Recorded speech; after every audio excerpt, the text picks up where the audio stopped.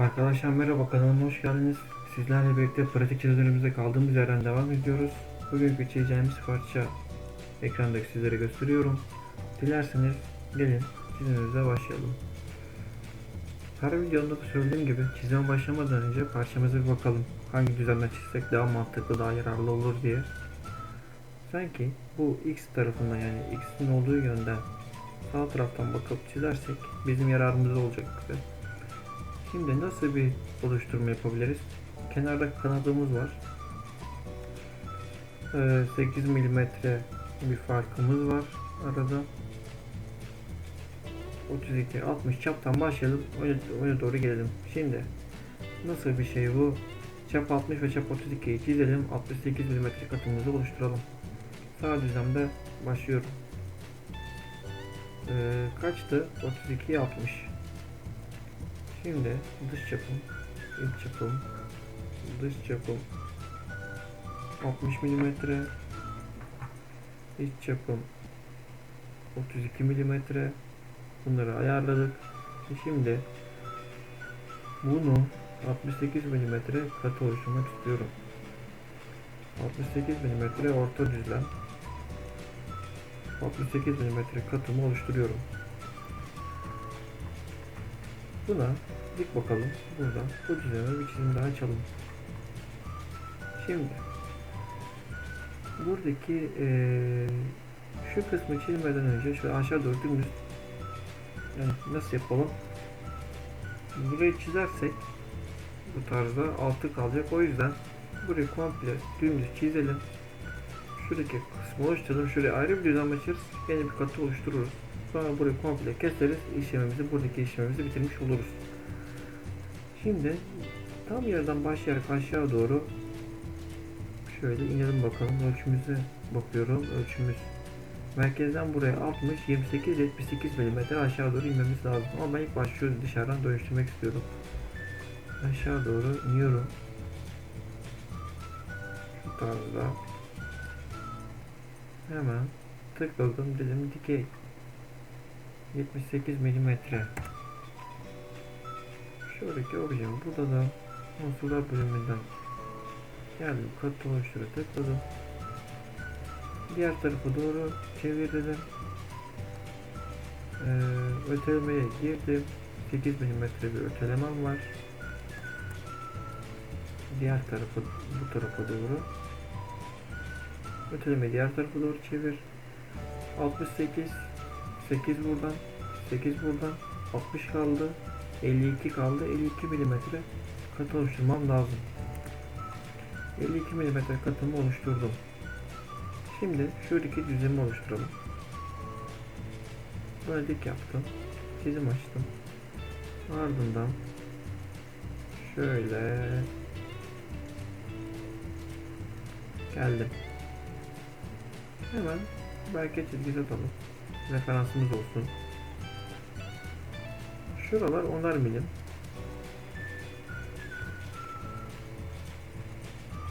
Şuralar 10'ar milim oluşturduk. 28-14 milimetrede burası. Belki çekimize gerek kalmadı aslında. Şu ölçülten istediğim bir şekilde vermiş teknik resimde.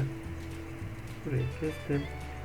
Ondan sonra buna tıkladım. Yardımcı olarak bu çizgimde yardımcı olarak olsun dedim. Unsurlar kesme komutuna geldim. Tümünden kes. Kanalımı da oluşturmuş oldum. Şimdi buradan buraya katı oluşturmam lazım, 60 mm. Bir daha dik baktım. Bir daha çizim açtım. Sadece referans olsun diye bir tane çizgi buraya çiziyorum. Bunun yüksekliği burası ile burası arası 14 mm, toplam 28 mm idi.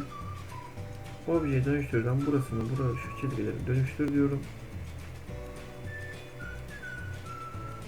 Parçaya tıkladığım için yanlışlıkla gitti. Objeleri dönüştürdüm. Ardından budadım. Unsurlar katı oluşturma 60 mm katıyı yazdım. Nereye doğru? 60 mm doğru. 60 mm katımı oluşturmuş oldum. Şimdi tekrardan bakıyorum. Burada bir tane deliğim var. Bu deliğime delelim. Çap 18. 24. Tam ortadan geçiyor. Tamam.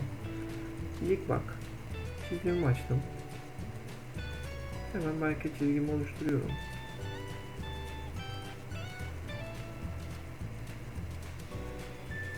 Şuradan şuraya 24'tür sanırım. Evet. Ve çap 18. Güzel. Tümünden kes. Onayla. Şimdi şuradan çizime geldim. Geometrik pakteli. Şunlar sizde olmayabilir. Bunları ben kendim ekledim. Bunlar için SolidWorks'un için ayrıca ben bir video çekeceğim. Yani detaylı bir video olacak o. Buradaki komutlar nasıl eklenir, nasıl çıkartılır veya şuralar nasıl eklenir diye. Hepsini anlatacağız. Şimdi burayı oluşturmaya geldi sıra. Burayı oluşturmadan önce 16 mm yukarıdaymış. İster ben burayı şu alt düzlemden yukarı doğru düzlem ötelerim ya da buraya ben bunu çizerim komple. Offset vererek katı oluşturma da yapabilirim. Hangisi kolayıma gelirse. Bir daha izometrik bakalım. O parça burada olacağı için bu düzleme dik bak dedim ve çizimimi açtım. Şimdi bu 28-50 mm 12 mm tam ortasından geçiyor sanırım 52 mm'den. Herhangi bir yere çizimimi yaptım. Şuradan teknik olarak çizgilerimi oluşturdum. Dikey dedim. Bu da. Benim burada böyle bir çizimim var. Şuradaki o çap 32, radyosu 16. Şöyle içeri bir dairem vardı. Ona da bakalım. O çap 16'ymış. Bu da çap 16. Onu da verdik. Şimdi 16 mm yerden yüksek olacak. Tamam, bunu offsetlerken ayarlayacağız. Ha, burada 22 milim vermiş zaten.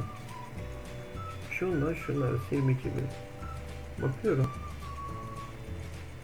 Şu çizgiyle şunun arası. Tıklayamadım oraya. Bir daha dik bakmak gerekirse çizimi ESC yaptım. Dik bak dedim.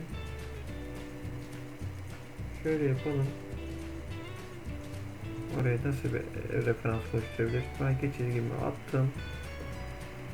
Merkez çizgimi attım. 60 artı 22 88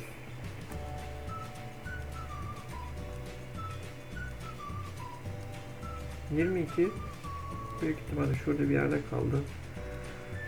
Bunu bu düzlemden 12 mm burayı katı oluşturalım. 50 şurası 50 mm yüksekliği. Ardından şuraya 88 çünkü bana bir yardımcı olmadı o. Bir daha bakıyorum. Şimdi ben bunu bir 12 mm katı oluşturayım. Daha sonra tekrardan çizim düzenlemeye devam edeceğim. Dedim diğer tarafa doğru 12 mm. Nereye doğru öteleme var? Öteleme kaç milimetreydi? 16 milimetreydi. Nereye doğru? Diğer tarafı da 16 milimetre. Bu çizimim benim burada bir yerde. Şuradan hesaplayalım. Şimdi çizimi bir daha sağ tıkladım. Çizimi düzenleyelim. İkiye bakalım.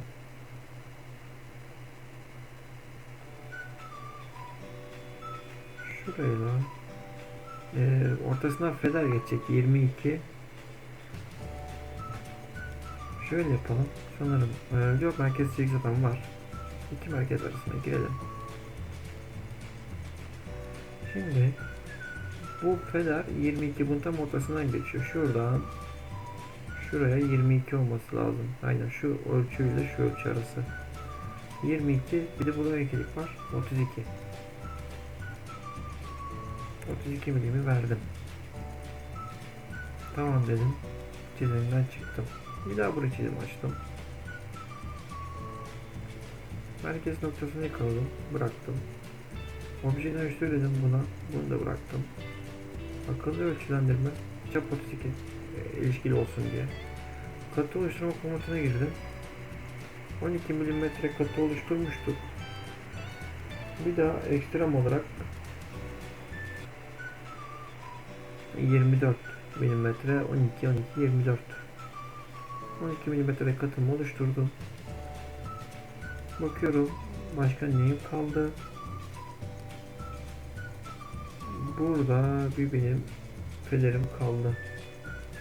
Federim bakmak için de benim buradan geçen bir orta düzleme ihtiyacım var. Bakıyorum sağ düzlem ortadan geçiyor. Güzel. Buna dik bak dedim. Çizimi açtım. Biraz içeri doğru gömdüm. Katı oluştururken sıkıntı olmasın diye. Tam yarı çapının olduğu yerde değil de biraz daha yukarıya doğru uzuyor. Şöyle yapalım o zaman.